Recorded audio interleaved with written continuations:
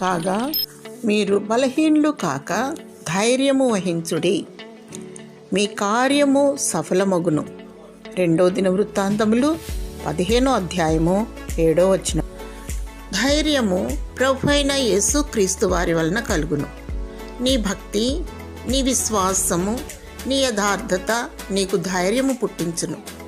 ధైర్యవంతులు దేవునికి అత్యంత ప్రియులు. రోషము గలవారు త్యాగశీలులు.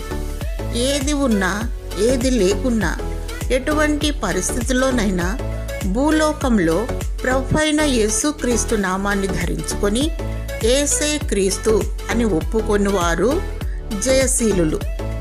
నులివెచ్చని స్థితిలో ఉన్నవారు వేషధారులు. మనుషుల ఎదుట భక్తి గలవారుగా నటించి దాని శక్తిని ఆశ్రయించని వారు.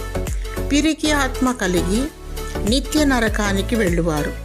ధైర్యం కావాలని ఆశిస్తున్నావా?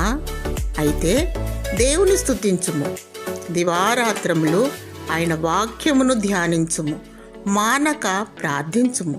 ప్రభువైన యేసుక్రీస్తు పాదముల చెంత ఉత్తమమైన దానిని ఎన్నుకొని ఆయన సన్నిధిని అనుభవించుము.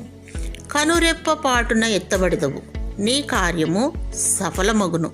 ప్రభువైన యేసుక్రీస్తు రానయ్యున్నాడు. సిద్ధపాటు కలిగి వేచి ఉండుము.